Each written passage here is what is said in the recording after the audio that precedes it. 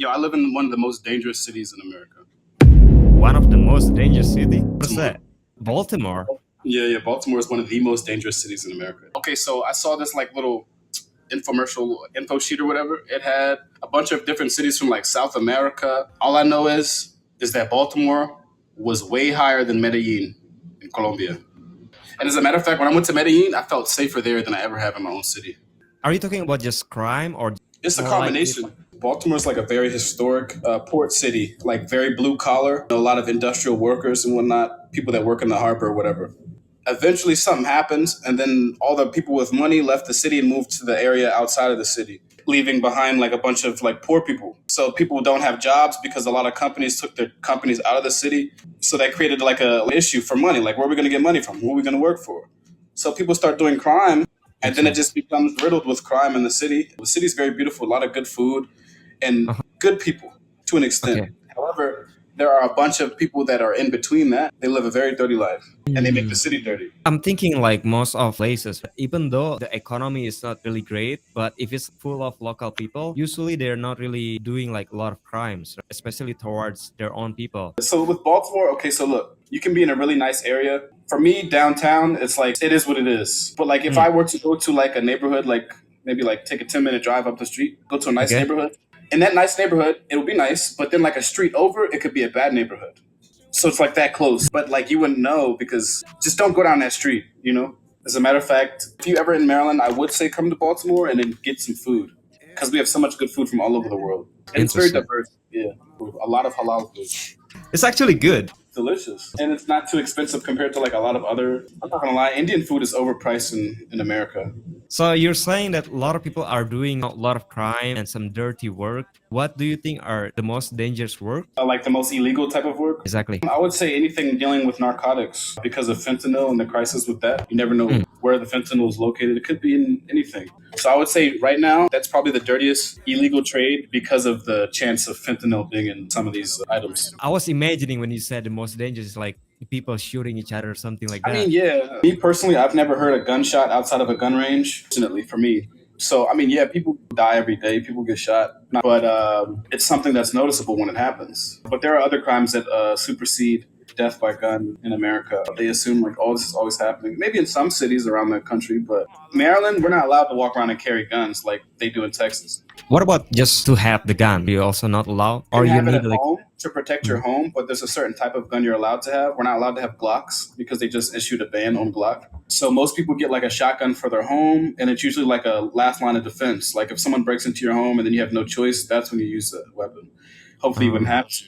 But we're not allowed to carry like a pistol or like a gun in our hands or on our hips or our waist around the state of Maryland. mm. Unless you're like a security guard or a correctional officer, an officer that has a license to carry. There are licenses that you can get, but it doesn't necessarily guarantee that you'll be able to walk around and carry a weapon. Let's stop talking about the bad things. Yeah, Uh, if you talk about Baltimore, what do you wish people to know more about the good things about Baltimore? that's a good question. All right, so Mm. I would say Baltimore is like one of those cities that's like it has a certain charm to it, and the nickname for the city is actually called Charm City. Charm City? Yeah, it's ironic because you would think like, oh, Baltimore is like dirty or crime, but there's a certain charm to it. And then I hear that mostly from people that are from like outside of Maryland, like mostly Mm. people from Jersey. When I was in college, there were a lot of people from Jersey that would come down here, and I'd be like, "Why the fuck are you here?" They'd be like, "Oh, I love Baltimore." I'm like, "Why?" "Oh, I don't know. It's it's different than Jersey. The food's good. Blah blah blah blah blah." Mind you, I hate when people from Jersey are here because they can't drive. Same with people from Virginia.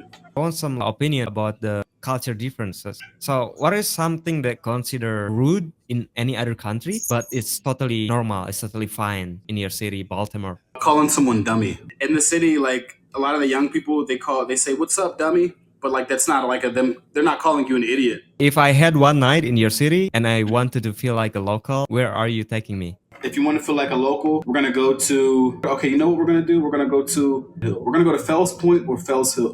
These are areas in the downtown area, like south of my downtown. Like I'm in right in the central downtown. There's a South Downtown Peninsula, and that's where all the bar and good restaurants are. Like not all of them, but there's a lot. Then we can go to Little Italy. By Mm. the way, Little Italy is probably the most beautiful area in the city. It's super clean and it kind of looks like Italy. Federal Hill, Baltimore neighborhood. So if you guys get drunk, what kind of drunk? I would say I feel like people become like horny drunk. Huh? I Horny said, drunk? yeah, I think they do. What is like a classic first date move? I don't want to go hiking. So if a girl likes hiking, we're not. But yeah, I would say like drinks, dinner, coffee. Do you know that most Americans can't understand when Baltimore people speak in their full accent? It's not Baltimore accent, it's Baltimore lingo. If you're talking about the gibberish, nobody in Baltimore really talks like that. Their accent sounds like that, but like I say, we're not Memphis, so you definitely should be able to understand some people in Baltimore. So one thing I would say about Baltimore accent is that they put a lot of emphasis on the ew in words that have double O or O. Music instead of music. Instead of two, they say two. Yo, What's going on? Don't ask me to say two. Don't ask me to say yo, hold on. none of that stuff. I know that guy. He lives in my apartment building. What? What? Yeah, I know him. First day. What the fuck? Yeah, that guy's got a shit ton of followers. Dude's got like 538,000 followers. Yeah, I'll see him outside randomly just smoking or chilling or playing basketball. He's like Instagram famous for dancing. What about splitting the bill in the US? Nah, she paying the bill. Fuck that. She's paying the bill. What the She hell? paying the bill. But she Listen, paying the bill. He's cap. He's cap. Don't say that when I'm on stage, all right? Because you're gonna fuck it up for me. Exactly. Don't say that around me. Say that shit when you by yourself. I'm guilty by association.